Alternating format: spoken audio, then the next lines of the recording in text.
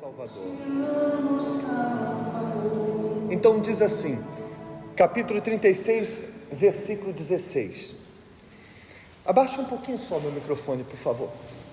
E veio a mim a palavra do Senhor dizendo: Filho do homem, quando a casa de Israel habitava na sua terra, então a contaminaram com os seus caminhos e com as suas ações. Como a imundícia de uma mulher em sua separação, tal era o seu caminho perante o meu rosto. Derramei, pois, o meu furor sobre eles, por causa do sangue que derramaram sobre a terra e dos seus ídolos com que a contaminaram. E espalhei-os entre os gentios. Foram dispersos pelas terras, conforme os seus caminhos, e conforme os seus feitos, eu os julguei. Olhem para mim, para você entender. Vamos entender o contexto do que Deus estava falando ali com o profeta Ezequiel. Você conhece a história do povo de Israel, sabe que Deus escolheu Abraão para gerar, através de Abraão, uma nação que fosse diferente das outras nações, que tivesse o mesmo caráter de Abraão, que servisse ao único Deus como Abraão servia, que tivesse os mesmos princípios de fé de Abraão, para servir de exemplo para as outras nações. Quando essa nação estava no Egito, quando esse povo ainda estava no Egito, era ainda um povo, não era ainda uma nação, não tinha país, não tinham leis. Deus tirou eles do Egito e levou eles até a terra prometida, para que lá eles pudessem então ser essa nação santa. Como nós falamos na semana passada, ser santo significa ser separado, ser diferente. E assim, as outras nações que serviam outros deuses, e que eram deuses como todos os outros deuses imaginários, porque só existe um Deus, e que tinham rituais promíscuos, eram deuses que se cultuavam com relações sexuais, eram deuses como o caso dos deuses dos Moabitas, o Moloque, que se oferecia sacrifício de criança, por exemplo. Eram coisas assim terríveis. Então Deus colocou o povo de Israel, ou levantou o povo de Israel, para que essa nação servisse como um testemunho para as outras nações se converterem ao único e verdadeiro Deus. E por isso, quando Deus os enviou até a terra prometida, disse que a condição para que eles permanecessem ali era que eles fossem diferentes, que eles não imitassem os costumes dos povos daquela época, daquela terra, e nem tampouco adorassem os deuses deles. Mas você conhece a história do povo de Israel. Com o passar do tempo, o que aconteceu? Exatamente aquilo que Deus havia dito para eles não fazerem. Eles se contaminaram com os deuses daquelas terras, daqueles povos, começaram a praticar os erros daquelas nações, ao ponto de chegar a uma altura em que Deus disse que eles estavam se comportando pior do que aquelas nações. Imagine você, era para eles servirem, santificar o nome de Deus entre os incrédulos, para que os incrédulos se convertessem com o exemplo deles, e aconteceu o quê? O contrário. Eles é que absorveram os costumes e os deuses daqueles povos. Então, num período de mais ou menos 800 anos, não foi um ano, 2 anos, 10 anos, mais ou menos 800 anos, Deus enviou vários profetas, profeta Elias, profeta Eliseu, profeta Isaías, Jeremias. A maioria dos profetas menores do Antigo Testamento foram enviados nesse período de 800 anos, em que o povo havia se desviado, para que eles o quê? Se arrependessem, se consertassem. E assim foi durante algum tempo, altos e baixos, mas na maioria das vezes baixos, poucos altos e na maioria baixos, até que chegou uma hora em que tudo que Deus havia dito que aconteceria se eles não se arrependessem, aconteceu. A Babilônia invadiu Jerusalém, destruiu o templo, matou milhares de pessoas, Os mais nobres, os mais ricos e os sacerdotes, os religiosos foram levados para a Babilônia, e algumas poucas pessoas conseguiram fugir para alguns países vizinhos, e um pouquíssimo de pobres ficaram lá apenas para trabalhar no campo, trabalho forçado pelo próprio imperador da Babilônia. E foi aí que, depois que o povo de Israel já estava há alguns anos no cativeiro, lá na Babilônia, Deus disse para o profeta Ezequiel: vai lá e diga para eles que tudo isso está acontecendo porque eles profanaram o meu nome, eles envergonharam o meu nome perante os incrédulos.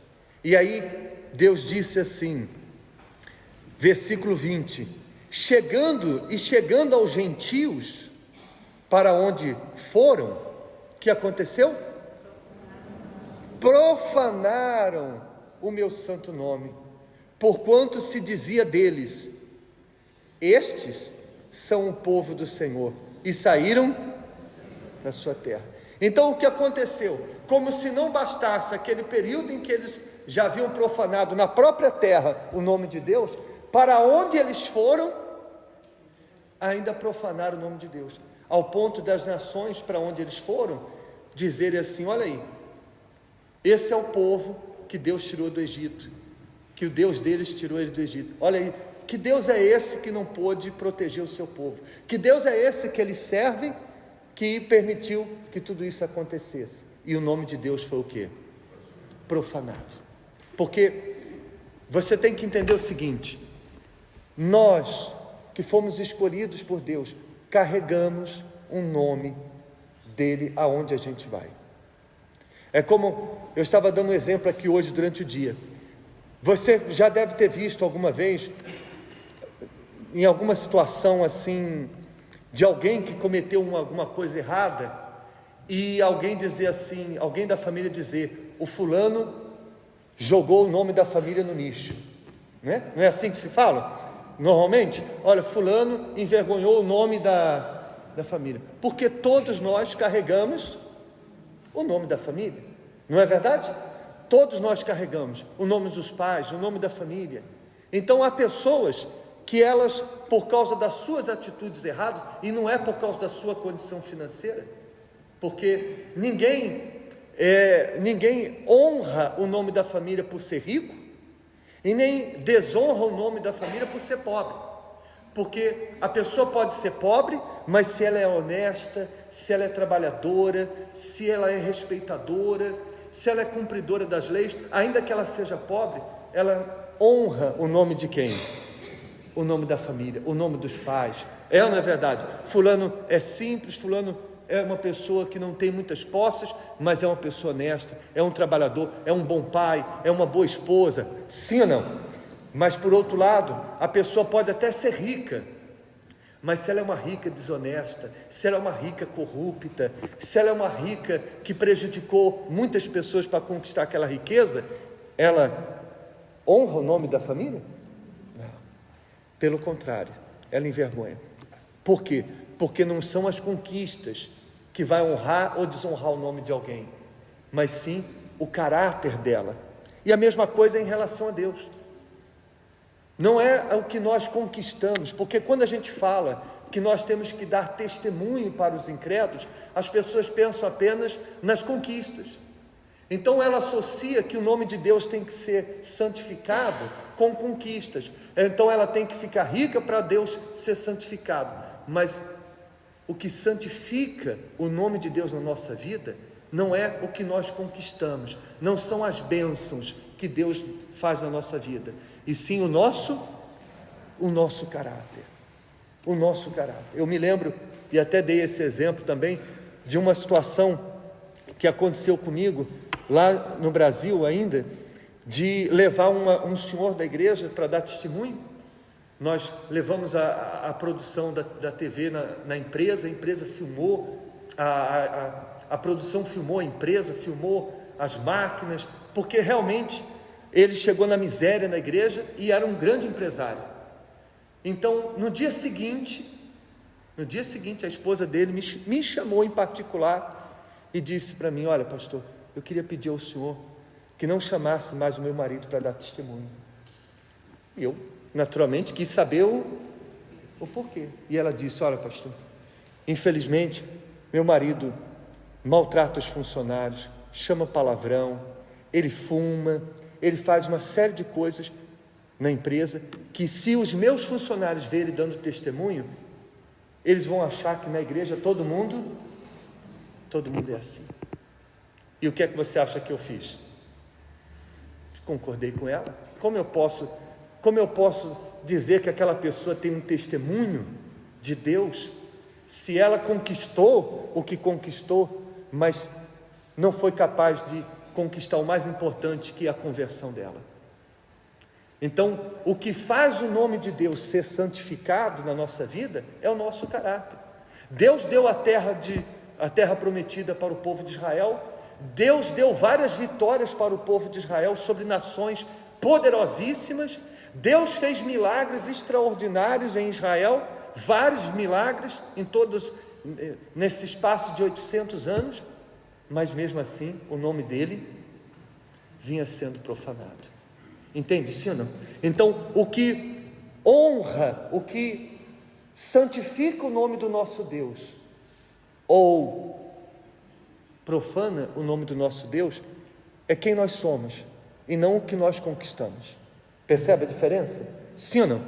Então, as nossas atitudes, o nosso caráter, aonde a gente for, vai profanar ou santificar o nome de Deus.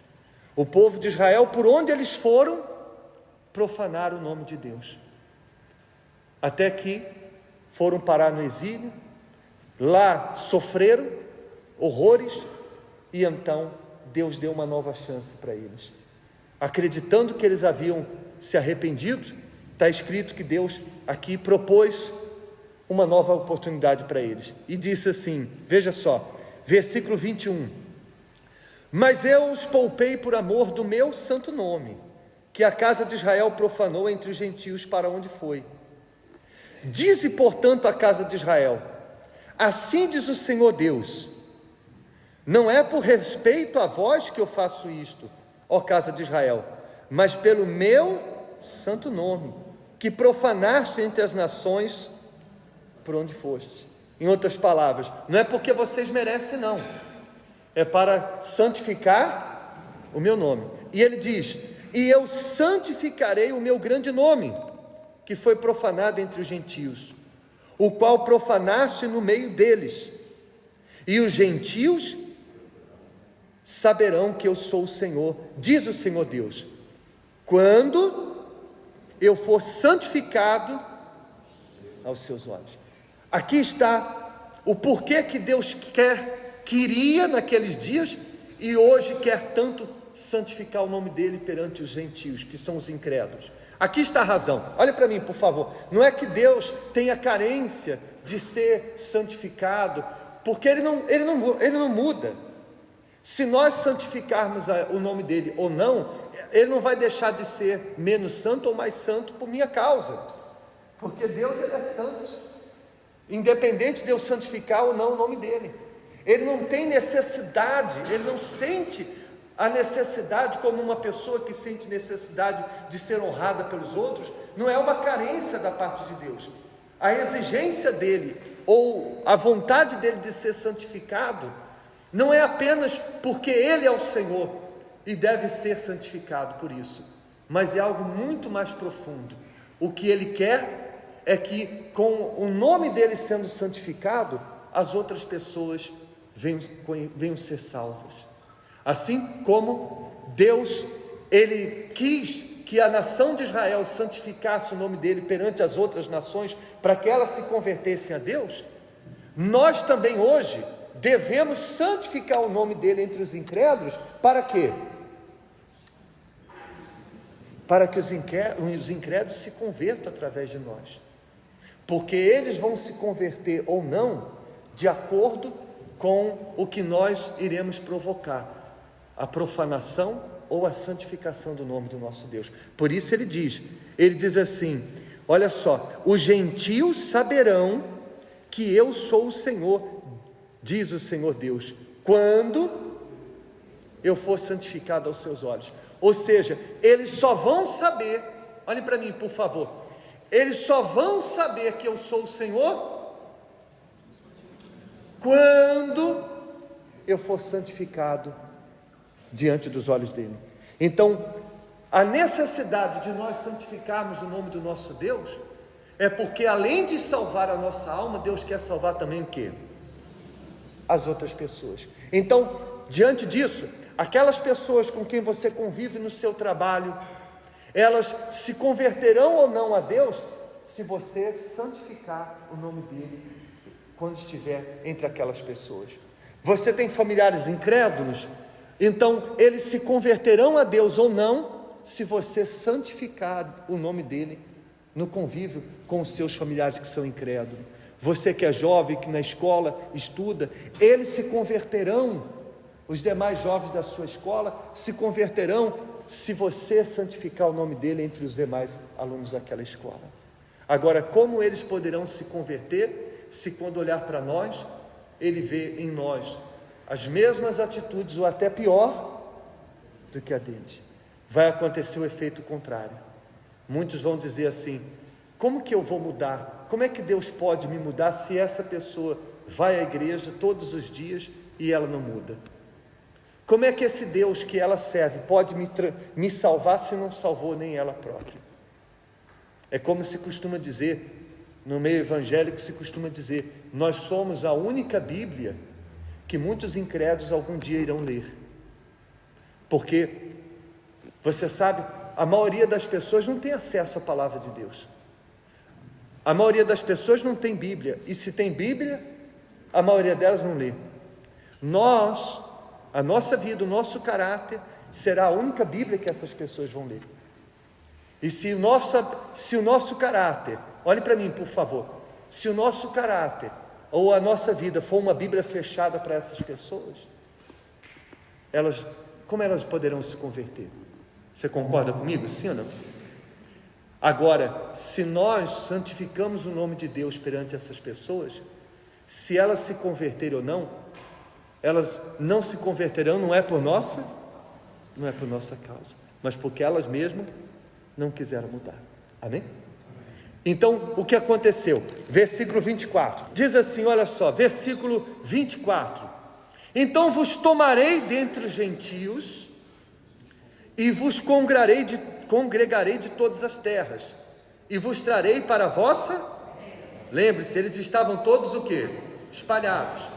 Aí ele diz, versículo 25, então aspergirei água pura sobre vós, e ficareis purificados de todas as vossas imundícias, e de todos os vossos ídolos vos purificarei, e dar-vos-ei um coração novo, e porei dentre vós um espírito novo, e tirarei da vossa carne um coração de pedra, e vos darei um coração de carne. E mais, porei dentre vós o meu espírito, e farei que andeis nos meus estatutos, guardeis os meus juízos e os observeis. Então Deus disse em outras palavras: eu vou trazer vocês de volta para a terra de vocês, mas dessa vez vocês vão voltar para a mesma terra, mas não vão voltar as mesmas pessoas, porque eu vou aspergir água pura sobre vós, a fim de vocês serem purificados, vou vos dar um coração novo, um espírito novo, e por último ele diz: e porei dentre vós o meu espírito. Cada um desses 3 versículos representam as 3 etapas do processo que deve acontecer na vida de todos que querem santificar o nome dele. O primeiro, quando ele diz que a água pura eles seriam purificados das suas imundícias, representa o batismo nas águas, que é quando a pessoa se desfaz do seu passado, da vida de idolatria, de pecado, e deixa ali o mundo para trás. Depois, o segundo versículo, quando ele diz que darei um coração novo e um espírito novo, repare que esse espírito está escrito com letra minúscula, estava se referindo ao espírito da própria pessoa. Então, um espírito novo, aquele espírito orgulhoso, aquele espírito agressivo, é arrancado e ela tem um espírito novo. Ou aquele coração vingativo, aquele coração genioso, aquele coração orgulhoso, é arrancado e ela recebe um coração novo. Essa é a segunda parte da transformação, que é o novo nascimento. Mas, para que a pessoa permaneça como uma nova criatura, é preciso o terceiro estágio. Qual é? Receber o Espírito Santo, que é quando ele diz: e porei dentre vós o meu Espírito. Aí você repara que esse Espírito aqui já está escrito com letra maiúscula. Então, agora não estava referindo ao Espírito da pessoa, mas ao Espírito Santo. Então, essa era a condição para que agora o povo de Israel santificasse o nome dele. E se você realmente quer santificar o nome de Deus, se você quer na escola onde você estuda, no trabalho onde você trabalha, no meio que você vive, aonde você for, você quer santificar o nome do seu Deus, você precisa passar por essas etapas. Você precisa se batizar nas águas, se você não se batizou, para sepultar a velha criatura, buscar este novo nascimento, para que as pessoas olhem para você e vejam que hoje você é uma nova criatura, e não um religioso, e não apenas você mudou apenas a religião, você mudou apenas as suas roupas, se bem que tem gente que nem a roupa mudou ainda, mas mais do que isso, elas precisam ver que você hoje é uma nova criatura, é um homem, uma mulher transformado. E para permanecer assim é preciso o Espírito Santo, porque é o Espírito Santo que vai sustentar você para não voltar a ser a velha criatura, não voltar a ter as atitudes de antes. Amém? E para terminar, ele diz ainda: habitareis na terra que eu dei aos vossos pais, e vós sereis o meu povo, e eu serei o vosso Deus. Livrar-vos-ei de todas as vossas imundícias, e chamarei o trigo, e o multiplicarei, e não trarei fome sobre vós. Multiplicarei os frutos das árvores e a novidade do campo, para que nunca mais recebais o opróbrio da fome entre os gentios. Então, primeiro ele falou da transformação interior, e aí depois ele fala da transformação exterior. Vocês vão voltar, mas não vão voltar para aquela vida miserável, envergonhada que vocês tinham, porque agora, como nova criatura, vocês terão também uma vida nova. E aí, por fim, ele termina: e então vos lembrarei dos vossos maus caminhos, dos vossos feitos, que não foram bons, e o quê? E tereis nojo em vós mesmos, das vossas iniquidades e das vossas abominações. Então Deus, Ele está dizendo em outras palavras, e depois que tudo isso acontecer, e vocês se lembrarem de quem vocês foram e do que vocês fizeram, profanando o meu nome, vocês terão o quê? Qual é a palavra que ele usou? Nojo. Nojo de quem vocês eram, nojo do que vocês faziam. E quantas vezes a gente já viu testemunhos de pessoas que às vezes até tem vergonha de dizer o que elas eram ou o que elas faziam, porque verdadeiramente hoje elas são nova criatura. Enquanto tem gente, olhe para mim por favor, enquanto tem gente que sente saudade da vida que ela tinha antes de conhecer Jesus, saudade daquelas noitadas, saudade daquela vida sem compromisso com Deus que ela vivia, outros sentem o quê? Nojo.